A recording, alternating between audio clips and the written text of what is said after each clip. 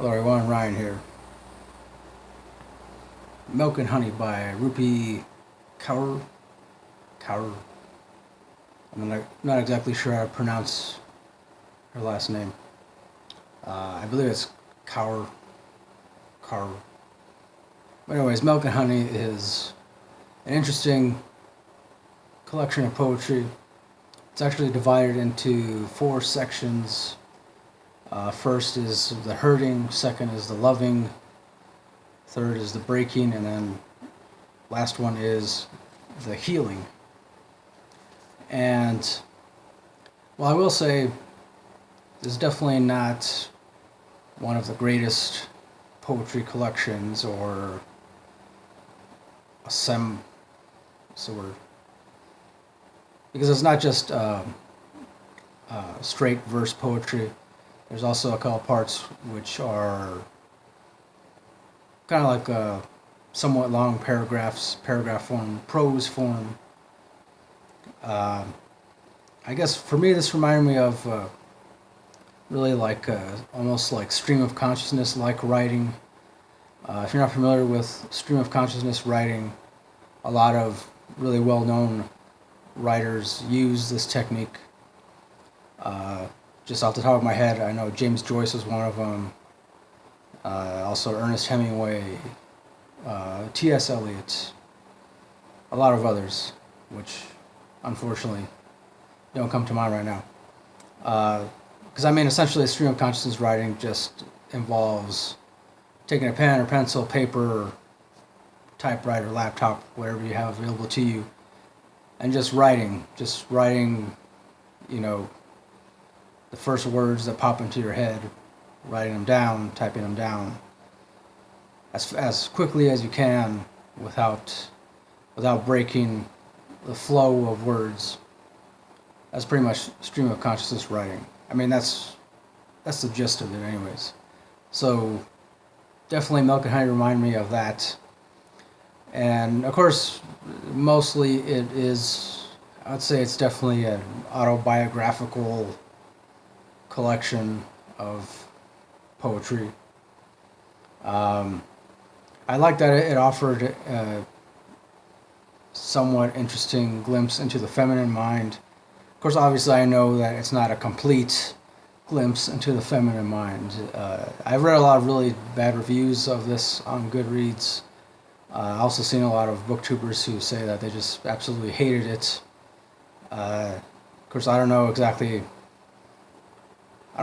why. Some of them gave some reasons as to why they hated it, but most people didn't, other than just they felt like it was just a bunch of like crap poems slapped together very quickly.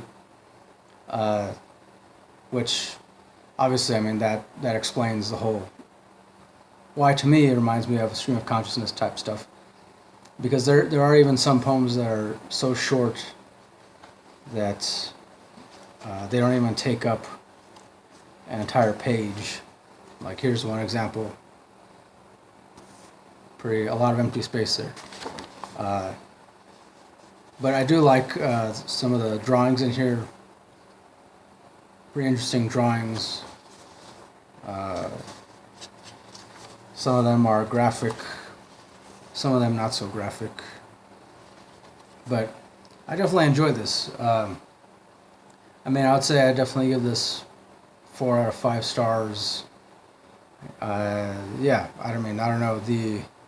When it comes to stuff like this, or any book at all, I always do my best to not become too emotionally involved in what has been written. I think when it comes to stuff like this, too many people read it and are either automatically offended by it, or they read it and analyze it a little bit and then ultimately are offended because they feel as though some statements are just way too generalized or way too general. But yeah, I don't know. I guess for me, I've never been an easy person to offend. Oftentimes sometimes I try to offend myself in order to get myself out of my own creative rut, I do that. I try to offend myself. Sometimes it works. Most of the time it doesn't. So, I mean, I don't know. That's just me. I'm not saying that I believe everybody should detach completely from whatever it is they're reading. If you do become emotionally attached, I mean, obviously that's something that most of the time we have no control over, and I understand that. So, but for me, I enjoyed this.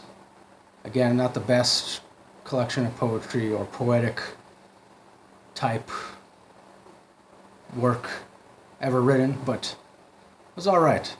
Yeah. And actually, I look forward to reading more by this poet slash writer, author. Yeah. So that'll do it for my review of Milk and Honey. Definitely let me know if you read this as well. Let me know what you thought about it too. And if you can recommend something similar, that'd be awesome. So, yeah, thanks for watching. As always, till next time, don't forget, keep it real, keep on rocking, and peace.